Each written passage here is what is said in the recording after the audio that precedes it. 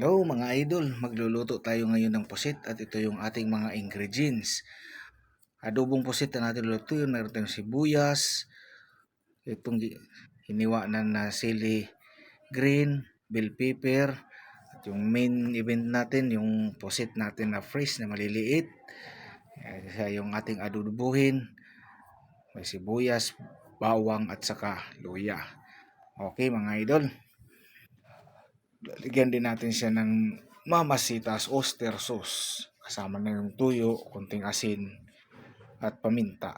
Okay, magpapainit tayo ng kawali mga idol. Habang hindi pa ito, lagyan na natin siya ng konting mantika. Ay, masyadong konti lang pala itong tinakal ko. Dadagdagan na lang natin. Kukuha na lang dito sa isang garapon mga idol. Dadagdagan natin siya ng konti. Yan, okay na to. Tama-tama lang yung dami nito. Okay. Tayin natin siya na uminit mga idol bago natin ilagay yung ating sibuyas, luya, tsaka bawang. Tayin muna natin siyang uminit. Yan, ito na, naka-ready na yung ating bawang, sibuyas, luya. So, pag ako magluto, una kong iba-brown mga idol ay ang bawang. Bawang muna ang una ko talaga para ma-brown siya ng mabuti. Yan. Pagka nailagay mo na dun sa mainit na mantika, medyo hindi pa nga masyadong mainit yung ating mantika mga idol, pero kumukulo-kulo na siya. Okay. Kailangan to siya, pagka yung bawang mauna, hahaluin mo siya mga idol. Kailangan mong haluin para pantay yung kanyang pagkaluto. Ayan. Kasi pag hindi mo siya haluin, pag hinayaan mo lang, mag-brown na yung tagiliran. Tapos yung gitna niya, hindi pa siya magba-brown, kaya kailangan mong haluin ng haluin para pumantay yung kanyang pagka-brown. Yan, halo lang tayo. Habang dahan-dahan na umiinit yung mantika para yung pagka-brown niya magandang pantay. Yan, sunod na natin yung ating luya. Kunting luya lang, pampaalis lang ng lansa ng ating ng ating pusit mga idol. Yan. Haluin naman muli para pumantay din ang pagka-brown nila. Bago natin ilagay yung ating sibuyas. Ito na, sibuyas na naman. Lagay ko na yung sibuyas natin mga idol. Yan, okay.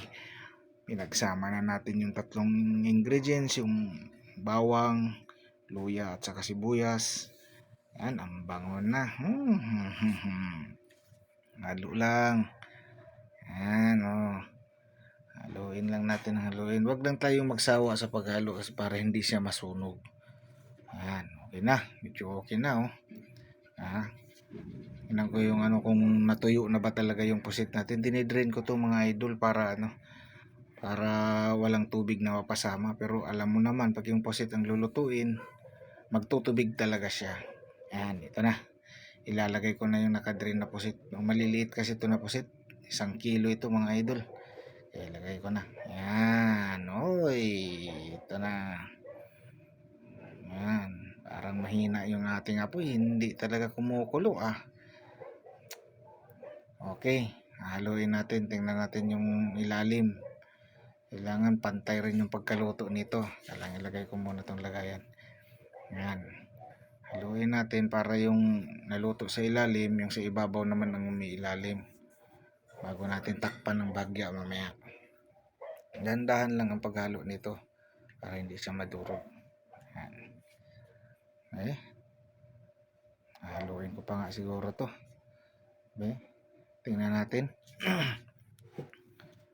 Tatakpan ko pero haluin ko pa talaga siya ng haluin mga idol. Para maganda yung kanyang Yan. Medyo pantay na, pare-parehas na, medyo nahapkok na yung pagkaano niya. Tatakpan muna natin saglit ng idol. Yan. Para naman umano yung init. Uy! OMG! My God naman, naubusan tayo ng gas mga idol. Kailan nagluto tayo ng adobong pusit? Nagtutubig na siya. Ano pa naman yan? Kaya lang, titingnan ko nga yung aking improvise na dirty kitchen. Kung nag-aapoy na ito. Buti na lang Naglalagablab na yung apoy, may isasalang sana na mainit. O, dito na natin niluluto ito mga idol. Yan oh. Oh, ang ganda ng kulo ng pusit. Yan oh. Halos luto na nga kaagad sa bilis ng sa lakas ng ating apoy. Okay. Lagay na natin yung ating bell pepper at saka yung ceiling green na ginayat para maluto na din. Habang kumukulo, ito. Unahin natin yung bell pepper paglagay para mag-absorb yung isama ko na nga lahat kaya parang naghahabol na tayo sa sobrang luto na ang ating pusit mga idol.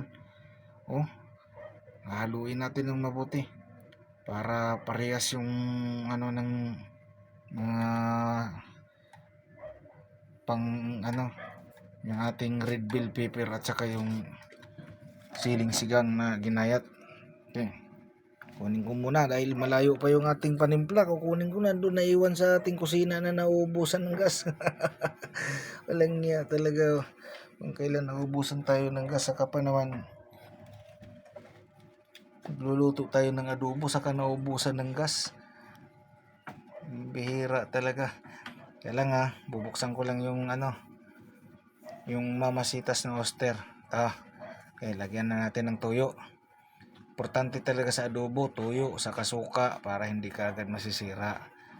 At ilagay na natin yung mamasitas oster pang palinamnam sa ating ulam na masarap. Ito yung ating adobo version pusit na adobo na new version. Tayo lang yata ang may gawa nito pero tingin ko masarap ito mga idol. Yan. Nilagyan ko na rin ng paminta para yan, okay na, luto na siya. Medyo tama na yung ating sarap na mga idol. Ayos. Oh, thumbs up na talaga ang kamay ko. Ayos na. Ito yung ating finished product ngayon. Okay, tama nyo? Kulay pa lang, matatakam ka na sa sarap. Kaya kayo kung gusto nyo magluto, gayahin nyo yung luto ko. Sa mga hindi pa nakasubscribe sa aking YouTube channel, mag-subscribe na kayo, mag-like at share. Pwede na rin mag-comment kung anong may kulang pa.